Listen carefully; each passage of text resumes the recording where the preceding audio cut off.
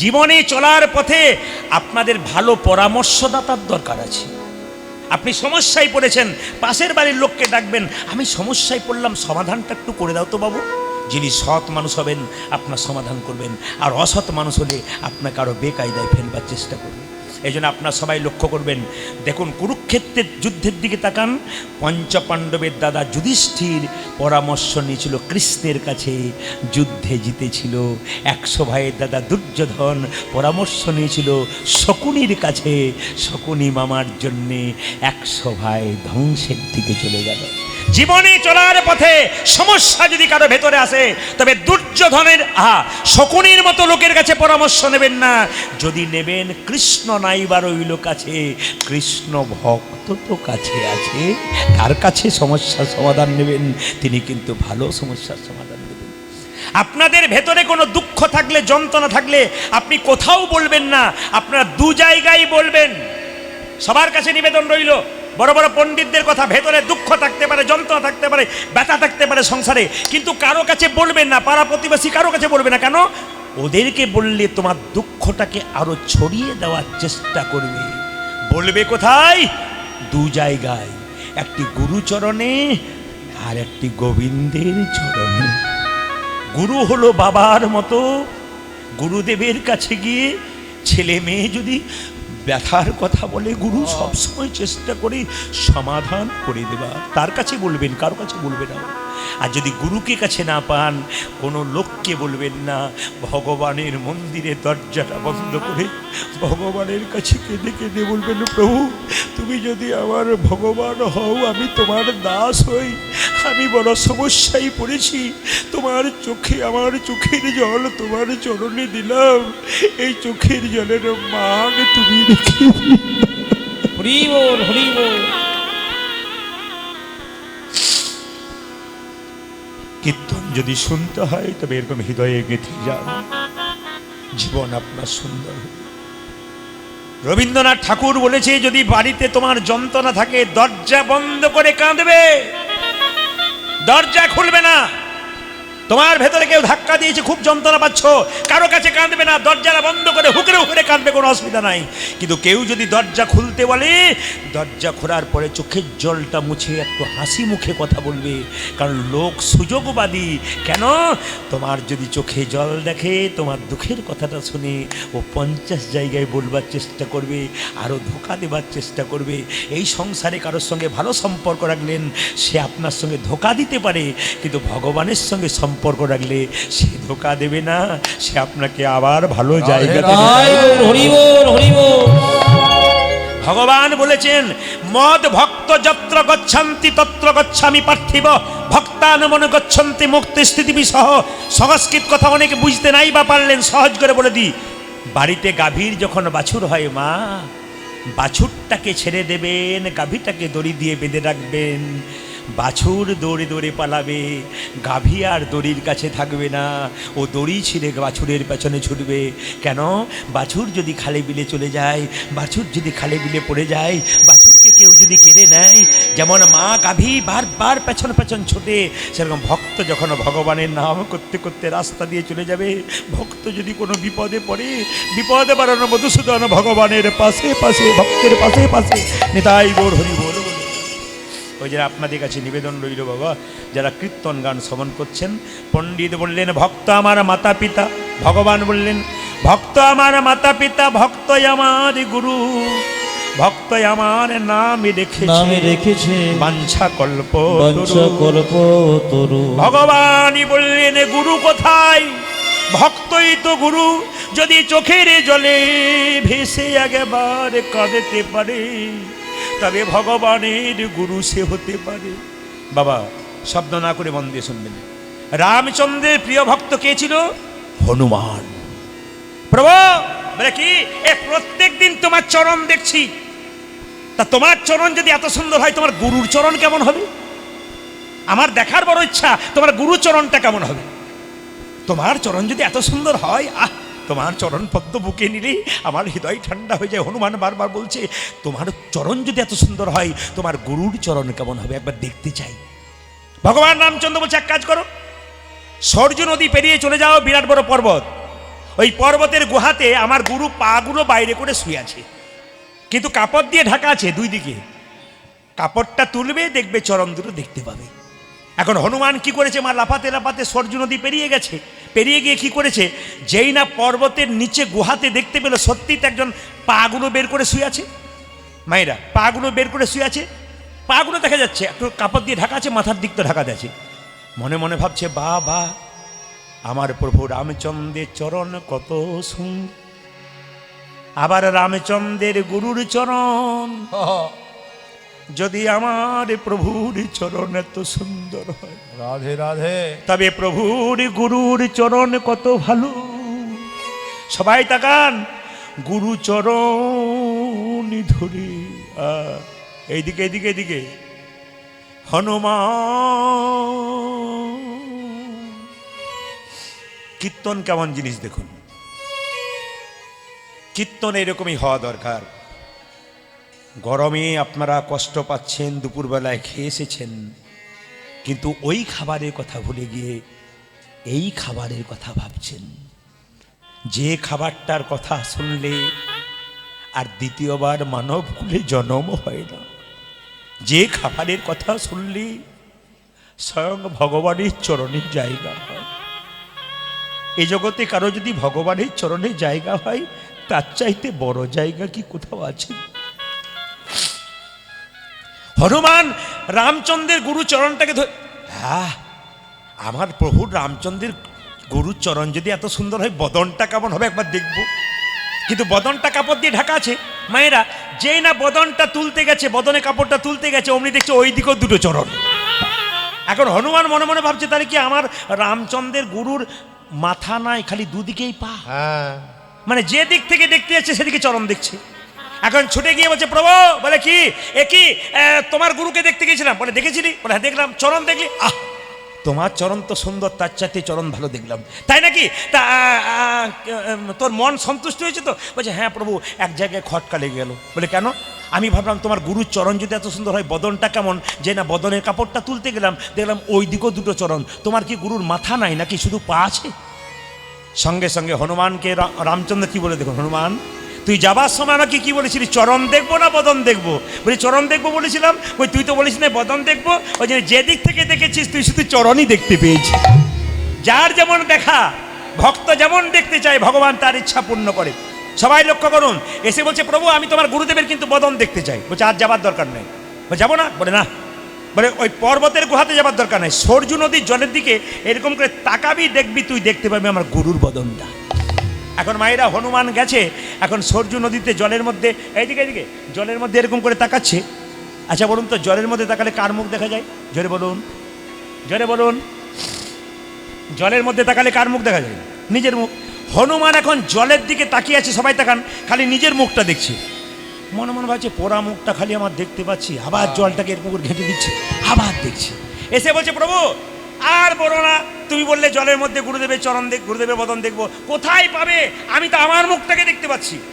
হনুমানকে বললো, হ্যাঁ রে হনুমান, আমি যে শাস্ত্রে বলে দিয়েছি, ভক্ত আমার মাতা পিতা, ভক্ত আমার গুরু, ভক্ত আমার গুরু, ভক্ত আমার নামে রেখেছে বাঞ্ছা কল্পতরু। ভক্ত যদি আমার গুরুদেব হয়, তুই তো আমার পরম ভক্ত, তুই তোর মুখটা দেখবি না তো কি তুই অন্য লোকের মুখ দেখতে? হারি এই জন্য আপনাদের কাছে নিবেদন রইল বাবা, যার যেমন ভাব তার তেমন লাভ। ওই জন্য কীর্তন শুনতে হয়, ভাবের মাধ্যমে আপনাদের সকলের লাভ হবে। আসুন আমরা সবাই মিলে হাত তুলে একসঙ্গে গাইব। হাত তুলুন, হাত তুলুন। প্রেমানন্দে মেতে হরি বলো, হরি বলো। আজ নেপালগঞ্জের হাটে বন্যা এসেছে। না না, বৃষ্টি নয়, শুকনোতে বন্যা। কি ভেসেছে? কাঠ কয়লা নয়, কাঠের টুকরো নয়, পাতা নয়, কি ভেসে আসছে দেখুন। প্রেমানন্দে মেতে হরি বলো, হরি নামের বন্যা যে এলো। প্রেমানন্দে মেতে হরি বলো, হরি নামে বন্যা যে এলো। প্রেমানন্দে মেতে হরি বলো, হরি নামের বন্যা যে এলো। ও প্রেমানন্দে মেতে হরি বলো, হরি নামে বন্যা যে এলো। প্রেমানন্দে মেতে হরি বলো, হরি নামের বন্যা যে এলো। প্রেমানন্দে মেতে হরি বলো, হরি নামে বন্যা যে এলো। এমন বন্যা দেখি নাই শুকনোতে তলাই, ডুবলো দেশের নর নারী জাতের। এমন বন্যা দেখি না শুকনা চিতলায় ডুবিল দেশে নর নারী যাতে বেজানায় এমন এমন বন্যা দেখি নাই শুকনাতে তলাই ডুবলো দেশের নর নারী যাদের উলধ্বনি ওই এমন বন্যা দেখি নাই শুকনাতে তলায় ডুবলো দেশে নর নারী জাতির বিচার নাই। দেখো হরিদাস, দেখো হরিদাস, দেখো হরিদাস কাজীর ছেলে সেও বুঝি ডুবলো। দেখো হরিদাস, দেখো হরিদাস, দেখো হরিদাস কাজীর ছেলে সে বুঝি ডুবল না। হরিদাস, দেখো হরিদাস, দেখো হরিদাস কাজীর ছেলে সেও বুঝি ডুবলো। ও দেখো হরিদাস, ও দেখো হরিদাস, দেখো হরিদাস কাজের ছেলে সেই বুঝি ডুবি। প্রেমেতে হরি বল, হরি নামের বন্যা যে উলধ্বনি। প্রেমানন্দে মেতে হরি বল হরি নামে বন্যা যে এলো। প্রেমানন্দে মেতে হরি বল হরি নামে বন্যা যে এলো। প্রেমানন্দে মেতে হরি বল হরি নামে বন্যা যে এলো। বলো রাধা রানী কি, বাহ বাহ, শ্যাম সুন্দর কি। আচ্ছা আপনারাও খেয়েছেন, আমিও খেয়েছি। আমি চিৎকার করে যদি এত জোরে জয় বলতে পারেন, আপনারা কোনো বলতে পারেন জয় না ভয় কি বলছেন বুঝতে পারছি না। আর জোরে বলো রাধা রানী কি। এতক্ষণে বুঝতে পারছি আপনারা জয় বলছেন, ভয় বলেন না। জয়, জয়, জয়। একটু জোরে শ্যাম সুন্দর কি, মদন মোহন কি, হরিবাসর কি, সাধুগুরু বৈষ্ণব কি, যাদের ঘুম আসছে তাদের কি। দু একজন ঘুমোচ্ছে ওই জন্য বললাম আর কি। মানে যে ঘুমোচ্ছে সে ভাবছে বেটা খালি আমার দিকেই তাকাচ্ছে না, ফাঁকিবাজ ছেলের দিকে তো মাস্টারমশাই বেশি জায়গায়। আসুন আমি গৌরচন্দ্রিকা শেষ করবার আগে আপনাদের সামনে একটা দামি কথা বলে যাই, মনোনিবেশ করে শ্রবণ করবেন। মহাভারত যারা পড়েছেন, মহাভারতের স্বর্গ আরোহণ পর্বত, স্বর্গ আরোহণ পর্ব, কুরুক্ষেত্রের যুদ্ধ শেষ হয়ে গেল, পঞ্চপাণ্ডব জিতলো। জোরে বলুন হা না না। সবাই জানেন, মুখস্থ আপনাদের। কিন্তু এইবার বলবেন কুরুক্ষেত্রের যুদ্ধের পরে পঞ্চপাণ্ডব যেতে কত বছর রাজত্ব করেছিল? কারো জানা আছে? এইদিকে তো আপনারা বলে বলে বেড়ান তত্ত্ব শুনবো, তত্ত্ব শুনবো, তত্ত্ব শুনবো, খুব তো তত্ত্ব শোনেন। আপনারা বলুন, কুরুক্ষেত্রের যুদ্ধে জয়লাভ করার পর পঞ্চপাণ্ডব তো রাজত্ব করেছিল, তা কত বছর করেছিল?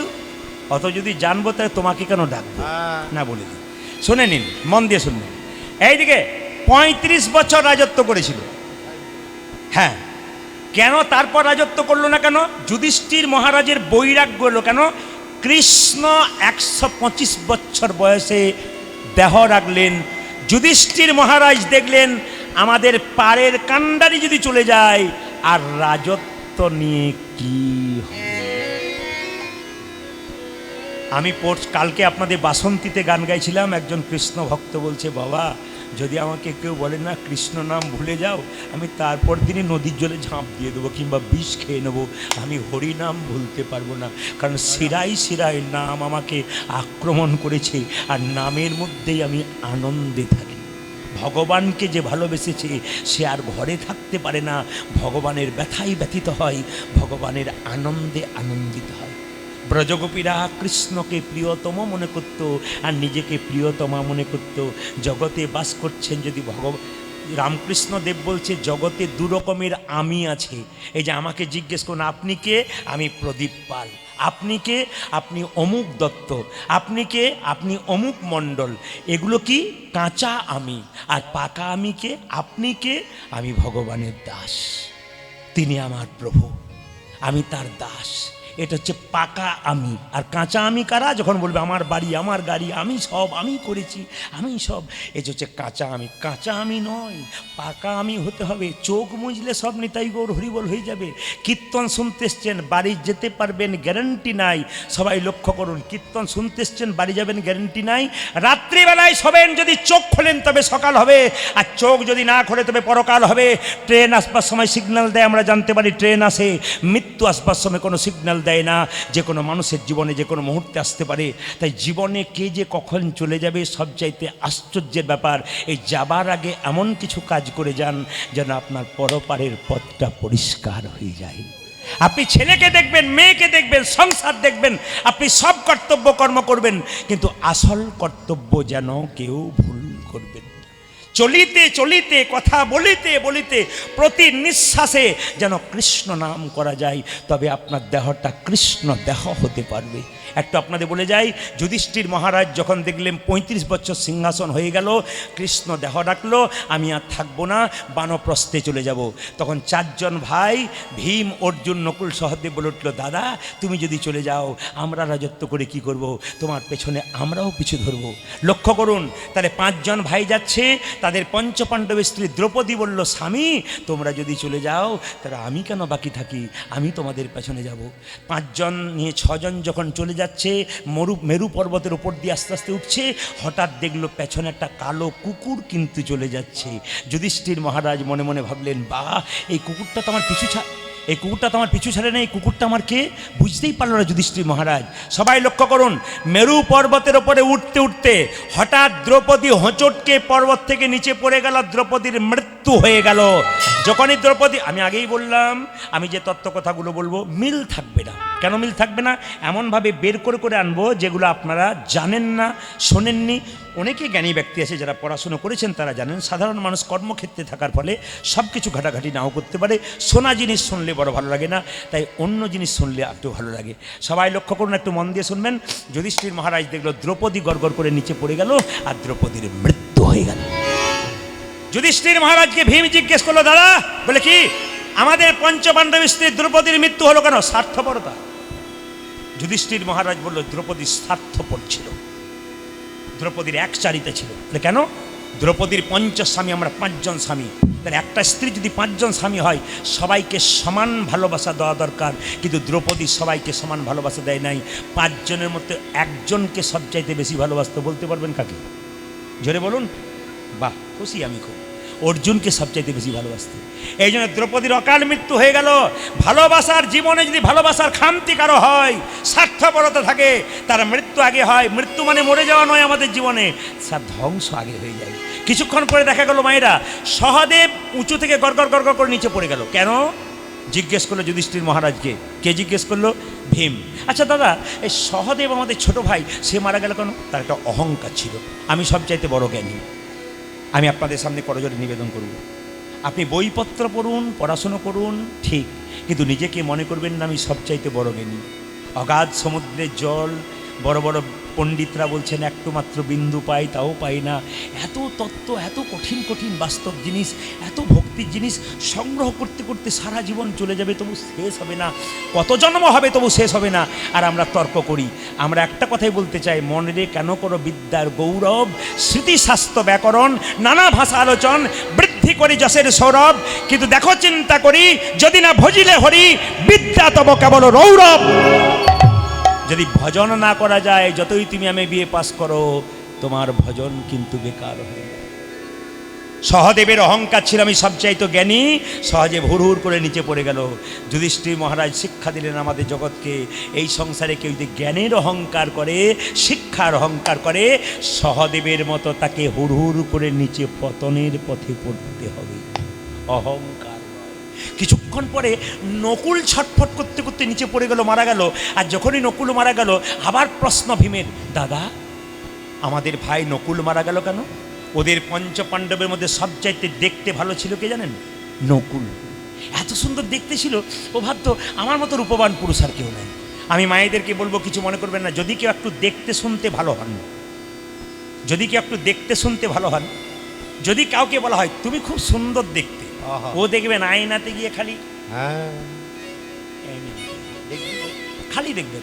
যদি কাউ তুমি খুব সুন্দর দেখতে, চুলগুলো তোমার খুব সুন্দর, কি ডিজাইন দেখবেন।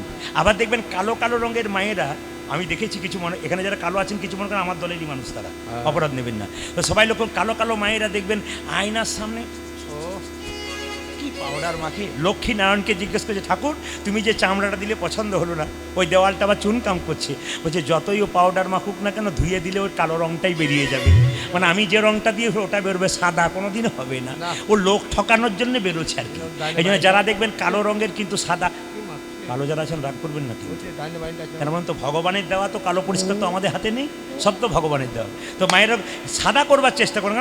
গোবিন্দের নামে নিরামিষ খান, প্রসাদ ভোজী হন, আপনার রং দেখতে হবে না, আপনার রংকে মানুষ পছন্দ করবে, পছন্দ নয় আপনাকে দেখে মাথা নিচু করবে। রাধে রাধে। সিঁথিতে সিঁদুর নেবেন, শাখা নেবেন, হাতে নোয়া নেবেন, আর রাস্তা দিয়ে পেরিয়ে যাবেন মাথায় কাপড়টা দিয়ে, মানুষ আপনার মুখের দিকে তাকাবে না, আপনার পায়ের দিকে তাকাবে।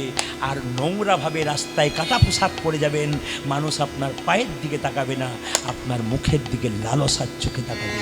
আপনি মা জননী হয়েছেন, কোনো পুরুষ যেন আপনার মুখের দিকে লালসার চোখে না তাকাতে পারে, সেই জন্য মহিষী নারী হন, বিদ্যাসাগরের মায়ের মতো হন, ভগবতী দেবীর মতো হন। ছেলেকে জন্ম দিয়েছিল খালের ছেলে নয়, বিলের নয়, সাগরের মতো সন্তানকে জন্ম দিল। এমনি এমনি মা হওয়া যায় না, মা যদি ভালো হয় তবে সাগরের মতো সন্তান জন্ম দিতে পারে, যদি ভগবতী দেবীর মতো কেউ মা হয়। সবাই তাকান আমার দিকে। মারা গেল নকুল সহদেব, কিছুক্ষণ পরে অর্জুন মারা গেল নিচে পড়ে। আবার একই প্রশ্ন, দাদা অর্জুন মারা গেল কেন? বলে একটাই কারণ। বলে কি? অর্জুনে খুব অহংকার ছিল, আমি একদিনে সব সৈন্যকে মেরে ফেলবো। অর্জুনের এক নাম সব্যসাচী। সব্যসাচী কাদেরকে বলা হয় জানেন? যাদের দুটো হাত একসঙ্গে চলে তাদের সব্যসাচী বলে। তো বলছে অর্জুন খুব অহংকার ছিল, আমি একদিনে সব সৈন্য মেরে দেবো। কৃষ্ণ বলছে তোমার অহংকারে তো ভালো নয়। অহংকারের পতন হয়ে গেল কার? অর্জুন। কিছুক্ষণ পরে, মায়েরা সবাই লক্ষ্য করুন, কিছুক্ষণ পরে ভীম গড় করে নিচে, ও দাদা এ আমি মরবো গো, আমি মরতে চললাম, আমি পড়ে যাচ্ছি, তুমি বলো আমার মৃত্যুর কারণ কি? ভগবান বললেন, যুধিষ্ঠির মহারাজ বললেন, ভীম আপন আপন ভাগ নিতে হয়, অপরের ভাগ কেড়ে নিতে নাই, নইলে ধ্বংস হয়, তুমি তার প্রমাণ। কুন্তী মা যখন খাবার দিত, একটা থালার মধ্যে সব খাবার ভীম খেয়ে নিত, পাশের ভাইদের কথা ভাবতো না। আপনি সম্পত্তি বাবার কাছে পেয়েছেন, যদি কোনো ভাই 5 জন 4 জন হয়, মনে মনে ভাবছেন 2 নম্বরকে 3 নম্বরকে ঠকিয়ে আমি নিজে নিয়ে নেব, আপনার পতন কিন্তু সবচাইতে আগে হবে। মহাভারত শিক্ষা দিচ্ছে খুব সুন্দর সুন্দর। তবে মায়েরা, ভগবান দুবার হাসে, কখন কখন জানেন? সহদেব, ভগবান খুব সহদেব অচেতন। বলে কি? বলে ভগবান দুবার হাসে সংসারে, কখন বলুন তো? যখন দেখবেন ভাইয়ে ভাইয়ে জায়গা নিয়ে ঝগড়া, আমার এই দিকটা, আরে আমার এই দিকটা। আপনাদের এখানে ভাই ভাই কোনো ঝগড়া নাই, খুব মিল। কারণ আমি যখনই বাসাতে এলাম না, আমাকে একজন বললো যা পাবেন পাবেন, নেপালগঞ্জে ভাইয়ে ভাইয়ে কোনো ঝগড়া নেই। না, কিন্তু আমি যখন কীর্তন করতে এলাম, একটা মেয়েকে জিজ্ঞেস, দিদি ভাইয়ে ভাইয়ে ঝগড়া নাই? বলছে কতজন মারামারি করে হসপিটালে ভর্তি হয়েছে। সব জায়গাতেই আছে, কোনো জায়গাতে বাদ নাই। ভগবান তখন হাসে যখন ভাইয়ে ভাই দড়ি দিয়ে ভাগ করে, বলে জায়গা দখল করছি, সে জায়গা কি যাবার সময় নিয়ে যাবি? আবার লক্ষ্য করুন, কিছুক্ষণ পরে ভগবান আর একবার হাসে, কখন? যখন দেখবেন ডাক্তারবাবু আপনার বাড়িতে আসে, অসুস্থ ব্যক্তি আপনার বাড়িতে খুব ছটফট করছে, আপনার কান্নাকাটি করছেন, এবার মারা যাবে, তখন ডাক্তার বলে কাঁদবেন না কাঁদবেন না, আমি তো এলাম, ভালো করে দেবো। ভগবান বলছে তোরই বেটা গ্যারান্টি নেই, তুই ঘর পর্যন্ত যাবি, এমন হ্যাঁচকা দেবো না তোকে তুলে নিয়ে দেবো। ভগবান তখন হাসে। এই জন্য মায়েরা সবাই লক্ষ্য করুন, কারো ভাগ কিন্তু কেটে নিতে নাই, নইলে ঠকতে হয়। যুধিষ্ঠির মহারাজ দাঁড়িয়ে আছেন, ধর্মর মায়েরা, ইন্দ্রদেব নিয়ে এলেন একটা রথ, এনে বললেন যুধিষ্ঠির মহারাজ রথে তুমি চাপো। বলে কেন? তোমাকে স্বর্গে নিয়ে যাব। কেন? তুমি সশরীরে স্বর্গে যাবে। যুধিষ্ঠির মহারাজের বিচার দেখুন, দাদা যদি এরকম হয় সংসারে, সেই সংসার তো যুধিষ্ঠিরের সংসার হয় গো। দাদা যদি যুধিষ্ঠিরের মতো হয়, সত্যবাদী হয়, ভালো হয়, প্রতিটি সংসারে যারা বড় ভাই আছেন তাদের কাছে নিবেদন রইল প্রদীপ পালের এইরকম হন। বলে কেন? বনের মধ্যে বড় বড় গাছগুলো যেমন ছোট ছোট ঝড়ঝঞ্ঝা থেকে রক্ষা করে, ঠিক সেরকম সংসারে যারা বড় ভাই হয় তাদের সব দায়িত্ব মাথায় করে যদি নিতে পারেন, হাজার কথা লোকে বলবে, শুনবেন না। কেন? ভাইকে রক্ষা করার আপনার কর্তব্য আছে, তবে তো আপনি দাদার মতো কাজ করতে পেরেছেন। এই জন্য আপনাদেরকে বলবো, সবাই শুনুন। যুধিষ্ঠির মহারাজ বলল, যদি ইন্দ্রকে বলল আমি স্বর্গে যাব না। বলে কেন? আমার 4 জন ভাই, আমার স্ত্রী গেল না, আমি যাবো কি করে? বলছে ওরা মৃত্যুর পরে চলে গেছে একবারে স্বর্গে। তাই নাকি? বলে হ্যাঁ, তাহলে যাবো। যখন চাপতে যাচ্ছে রথের মধ্যে, তখন কুকুরটা দাঁড়িয়ে আছে, বলছে না আমি যাব না। বলে কুকুরটাকে নিয়ে যাবো, তবে যাবো। ধর্মরাজ যুধিষ্ঠিরকে ইন্দ্রদেব বলল, না কুকুরের তো স্বর্গ যাওয়ার কোনো অধিকার নেই, ওকে নিয়ে যাব না। বলছে ওকে যদি না নিয়ে যাওয়া হয় আমি কোনো মতেই যাব না। কেন?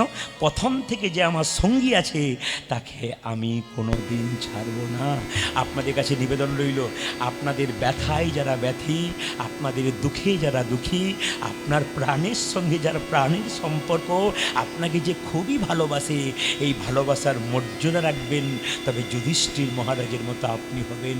আপনার বাড়ির কাজের লোকটা যদি আপনার জন্য প্রাণ দিয়ে দেয়, আপনার জন্য সব কিছু করে, ওই আপনি যদি বিদেশে বেড়াতে যান ওই লোকটাকেও সঙ্গে নিয়ে যাবেন, তবে তো যুধিষ্ঠিরের মতো মানবিকতার পরিচয় দিতে পারে। আর আমরা কি করি? কাজ আদায় করে নিই কারো কাছ থেকে, কিন্তু কাজ দিই না। কেন? স্বার্থপর আমরা। যুধিষ্ঠির হব কি করে? সঙ্গে সঙ্গে যে কুকুরটার কথা বলছিল, কুকুরটা নিজে একটা রূপ ধারণ করলো, রূপটার নাম হচ্ছে ধর্ম। চমকে গেল যুধিষ্ঠির মহারাজ, কে তুমি? আমি ধর্ম। তুমি যখন থেকে বেরিয়েছো তখন থেকে তোমার পেছন পেছন যাচ্ছিলাম, তোমার বিচারটাকে আমি সঙ্গে করে দেখছিলাম, তোমার বিচার কেমন।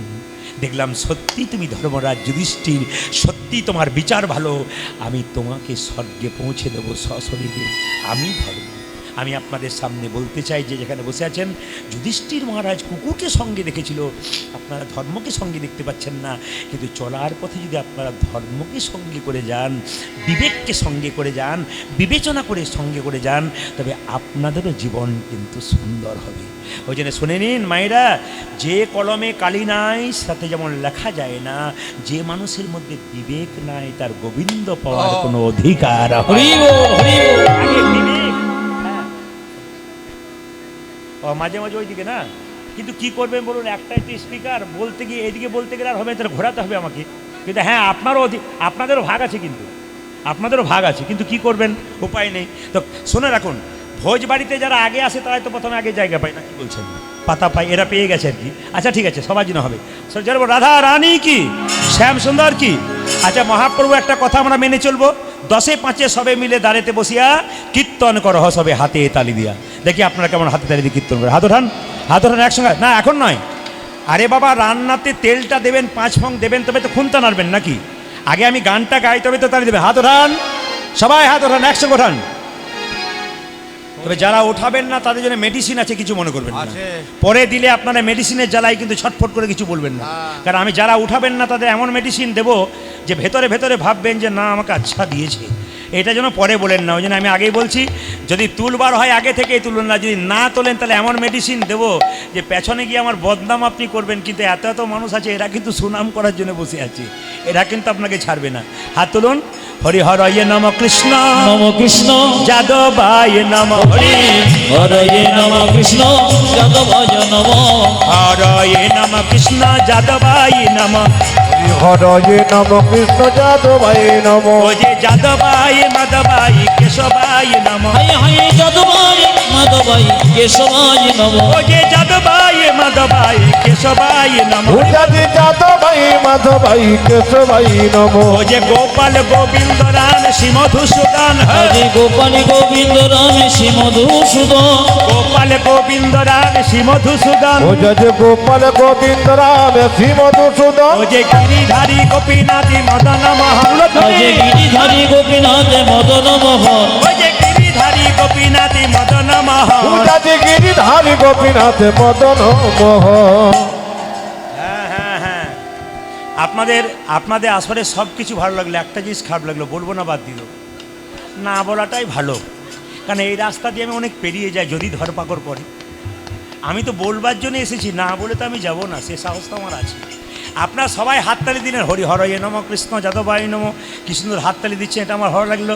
আর খারাপ লাগলো কোনটা বলুন তো? 2-4 জন হরি হরয়ে নম কৃষ্ণ যাদবায় নম, যাদবায় মাধবায় কেশবায় নম, এদের দেখে আমার খারাপ লাগলো। কেন বলুন তো? সুপারি দেখেছেন? হ্যাঁ 2-4 জন এরকম করেছিল, তারপর নামিয়ে দিয়েছে, বলে বেটা আমাকেই দেখছে বোধ হয়। এরপরও 2-4 জন কিন্তু হাত এরকম করেছে, কেন? ওরা বাংলা বোঝে না, উড়িষ্যা থেকে এসেছে। সুপারি দেখেছেন? এর বাইরেও রস নাই, ভেতরেও রস নাই, আর খেলে দাঁত নষ্ট হয়, বরং কিছু উপকার হয় না। সুপারি, ওই যে বললাম যারা এরকম করেছেন তারা বেটা আমাকে সুপারি বলে দিল। হ্যাঁ, রস নাই তো, এ তো কোনো কাজেই নাই। হাত তুলুন, আর বেশি বলার দরকার নেই, হাত তুলুন। হরি হর ইয়ে নম কৃষ্ণ যাদবায় নম, হরি হরি হর ইয়ে নম কৃষ্ণ যাদবায় নম, হরি হর ইয়ে নম কৃষ্ণ যাদবায় নম, হরি হর ইয়ে নম কৃষ্ণ যাদবায় নম, ওই যে যাদবায় মাধবায় কেশবায় নম, হাই হাই যাদবায় মাধবায় কেশবায় নম, ওই যে যাদবায় মাধবায় কেশবায় নম, উজাজি যাদবায় মাধবায় কেশবায় নম, ওই যে গোপাল গোবিন্দ রাম শ্রী মধুসূদন, গোপাল গোবিন্দ রাম শ্রী মধুসূদন, গোপাল গোবিন্দ রাম শ্রী মধুসূদন, উজাজি গোপাল গোবিন্দ রাম শ্রী মধুসূদন, ওই যে গিরিধারী গোপীনাথী মদন মোহন। আজ গিরিধারী গোপীনাথে মদন মোহন। এ কিছু মনে করবেন না, মেডিসিন দেবো বলেছিলাম না, একটু বলে দিই মেডিসিন। আগে একটু সুপারি মেডিসিন দিয়েছি, একটু বড় করে দিই, বলে রাখি। যারা হাত তুলছেন না, কিছু মনে করবেন না, হাত থাকতে হাত তুলছেন না, আস্তে আস্তে বাবা, হাত তুলছেন না, তাদের জন্য বলে রাখি। আমি এক জায়গায় কীর্তন করতে গিয়েছিলাম, মানে যেমন বাবা হবে তার বাচ্চা কিন্তু সেরকম হবে। আমি আগে বলেছি, ভক্তপুত্র তৈরি করবেন পায়ে হাত দেবে, আর অসুর পুত্র তৈরি করবেন আপনার গায়ে হাত দেবে। আমি আগেই বলে দিয়েছি, আপনারা পায়ে হাত দেওয়া নেবেন না গায়ে হাত দেওয়া নেবেন, সেটা আপনাদের হাতে তুলে দিলাম। আপনার কোনটা নেবে? যদি ভক্ত হন তাহলে আপনার ছেলেও ভক্ত হবে, কারণ আপনি তালি দিচ্ছেন, আপনার শরীরে গোবিন্দের রক্ত আছে, মানে গোবিন্দের প্রেমের রক্ত আছে, আপনার ছেলের মধ্যে কিন্তু সেটা বইবে। দেখে নেবেন, যারা কম বয়সে ছেলেগুলো গান শুনছে না, এদের যখন সন্তান সন্ততি হবে, আমি দাঁড়িয়ে বলে গেলাম, আমি থাকি আর না থেকে ওদেরকে স্বীকার করতে হবে, আমি কীর্তন শুনেছি, ভক্ত হয়েছি, আমার ছেলে মেয়ে কিন্তু এই পথেই আসবে, কারণ বাবা যে বসতে শিখেছে, ছেলেও 100% বসবে। আর এনারা যে বসে আছেন, এনাদের বাবা মায়েরাও কীর্তন শুনেছে বলে, রক্ত শরীরে মিশে আছে বলে কীর্তন শুনতে পাচ্ছে। সবাই তাকান, একটা জায়গায় গান করতে গেলাম, একজন বলে উঠলেন, প্রদীপবাবু আমার মা খুব অসুস্থ, 70 বছর বয়স, উঠতে পারে না, আপনার গান সবসময় শোনে, একবার চলুন। বলে কেন? আপনার মাকে, আমার মাকে দেখে আসবেন, ওনার খুব ইচ্ছা আপনাকে দেখার, চলুন চলুন যাই যাই। আমি গেলাম, উনি বললেন, বাবা তুমি যখন এসছো এক কাপ চা খেয়ে যাও। বললাম কোনো অসুবিধা নেই, বসবো। আমি বসলাম, কিছু মনে করবেন না, আমি বসে আছি চেয়ারে, ভদ্রলোক যিনি ডেকে নিয়ে গেছেন তিনি পা লম্বা করে বসে আছেন আমার নিচে। ওর ক্লাস 9-এ পড়া ছেলেটা দৌড়াতে গিয়ে বাবার পায়ে ফট করে মেরে দিয়েছে, বাবার পায়ে ফট করে মেরে দিয়ে চলে গেছে। আর যেই না মেরে দিয়ে চলে গেছে, তখন সঙ্গে সঙ্গে ওর বাবা বলছে, দেখতে পাচ্ছিস না কীর্তনিয়া বসে আছে, বাবার পায়ে পা ঠেকিয়ে চলে গেলি, নাম করলি না? ছেলেটা বলছে, বাবা তুমি কিছু মনে করো না, পরশু তারিখে দাদুর পায়ে তোমার পাটা ঠিকলো, তখন তুমি প্রণাম করো নাই, তোমার প্রণাম হবে না। আজকে যারা এরকম করে রইলেন, কীর্তনে হরিনাম হাত তুললেন না, আপনার ছেলে যখন বড় হবে তখন বলে, ভালো কাজ কর, আর তুমি আমাকে শিক্ষা দিও না, তুমি কত ভালো কাজ করেছো আমার জানা আছে, যাতে বলতে। এখন কিন্তু সব নামিয়ে দিয়েছে, তবু একটা মাত্র হাত এইদিকে আছে, বাকি সব কিন্তু নিতাই গৌর দিয়েছে। আসুন সবাই মিলে মায়েরা লক্ষ্য করুন, যে যেখানে বসে আছেন হাত তুলে একবার, হরি হর ইয়ে নম কৃষ্ণ যাদবায় নম, হরি হর ইয়ে নম কৃষ্ণ যাদবায় নম, হর ইয়ে নম কৃষ্ণ যাদবায় নম, হরি হর ইয়ে নম কৃষ্ণ যাদবায় নম, যাদবায় মাধবায় কেশবায় নম, হাই হাই যাদবায় মাধবায় কেশবায় নম, যাদবায় মাধবায় কেশবায় নম, উজাজি যাদবায় মাধবায় কেশবায় নম, গোপাল গোবিন্দ রাম শ্রী মধুসূদন, আগে গোপাল গোবিন্দ রাম শ্রী মধুসূদন, গোপাল গোবিন্দ রাম শ্রী মধুসূদন, উজাজি গোপাল গোবিন্দ রাম শ্রী মধুসূদন, গিরিধারী গোপীনাথী মদন মোহন, আজ গিরিধারী গোপীনাথে মদন মোহন, ওই যে গিরিধারী গোপীনাথী মদন মোহন। উজাজি গিরিধারী গোপীনাথ মদন মোহন। হাত তুলবেন, কারণ ক্যামেরা হচ্ছে, 2-4 দিন পরে ইউটিউবে যখন গানগুলো ছাড়বে না, আপনাদের হাতগুলো তোলা থাকবে। আর যদি কেউ না তোলেন, তখন দেখতে দেখতে বলেন, দিদি আমি তুলি নাই গো, আমার উঠে নাই, এর জন্য বলতে না হয়। সবাই মিলে হাত তুলে বলুন, এদেরটা বন্ধ করলাম, আপনাদেরটা নেবো বলে, এরা বাজাবে না কিন্তু, আপনারা গাইবেন। সবাই বলুন, হরে কৃষ্ণ কৃষ্ণ কৃষ্ণ, জোরে হরে রাম, বাহ দারুণ,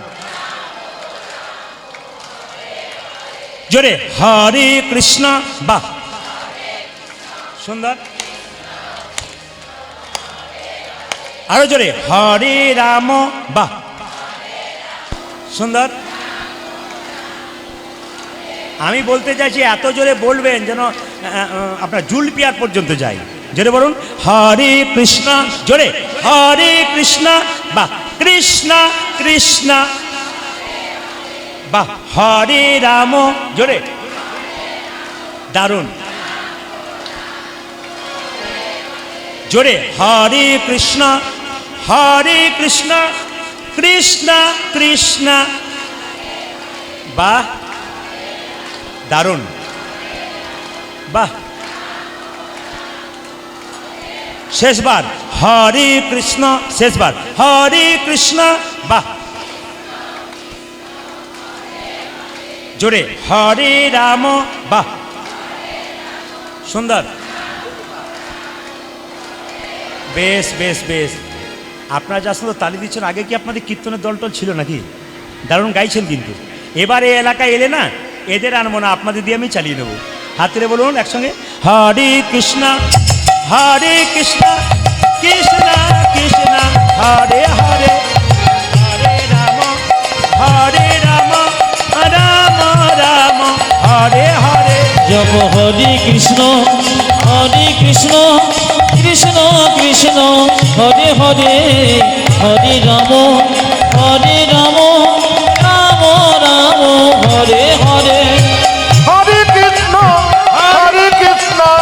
কৃষ্ণ কৃষ্ণ হরে হরে, হরে রাম রাম রাম হরে হরে। হরে কৃষ্ণ কৃষ্ণ কৃষ্ণ হরে হরে, হরে রাম রাম রাম হরে হরে। হরে কৃষ্ণ কৃষ্ণ কৃষ্ণ হরে হরে, হরে রাম রাম রাম হরে হরে। হরে কৃষ্ণ কৃষ্ণ কৃষ্ণ হরে হরে, হরে রাম রাম রাম হরে হরে। সবাই মিলে জোরে বলুন রাধে রাধে। বাহ, খুব সুন্দর পরিবেশ আপনাদের, একটু জোরে বলুন রাধে রাধে। जोर से बोलना पड़ेगा, प्रेम से बोलो, दोनों हाथ उठा के बोलो, आरो जोर से बोलो। কাল সকাল থেকে একজন একজনকে দেখবেন, কি বলবেন জোরে বলুন, আরো জোরে বলুন, কি বলবেন? নেপালগঞ্জ হাটে হ্যালো, আমি কিন্তু আজকে রাত্রিবেলায় গোপালপুরে থাকবো। আমার কালকে আবার লেদার কমপ্লেক্সে গান আছে আপনাদের, কলকাতা লেদার কমপ্লেক্স। তো আমি যেন যাওয়ার সময় আমি এখানকার যারা কমিটির লোক মানুষ আছে তাদেরকে জিজ্ঞেস করে যাব, সব সকাল থেকে হাটে রাধে রাধে বলছে তো। সবজি কিনতে যাবেন, কি বলবেন জোরে বলুন। তবে আপনি যখন রাধে রাধে বলবেন, যিনি সবজি বিক্রি করেন তিনি কিন্তু ভয় খেয়ে যাবেন, এ গন্ডগোল আছে রে, রাধে রাধে বলছি না, না রাধে রাধে বলবেন। বৃন্দাবনে গেলে দেখবেন যে রিক্সায় চাপে, টোটোতে চাপে, রাধে রাধে না বললে টোটোতে চাপতেই দেবে না, বলে একবার রাধে রাধে বলো তবে চাপতে দেবো। জোরে বলুন, কি বলবেন জোরে বলুন। কাল সকাল থেকে একজন একজনকে দেখবেন, কি বলবেন? ফোন করবেন কাউকে, কি বলবেন? আরো জোরে বলুন। স্বামী স্ত্রীতে ঝগড়া হলে কি বলবেন? রাধে রাধে। চলুন আমরা বৃন্দাবনে যাই, সবাই মিলে একসঙ্গে।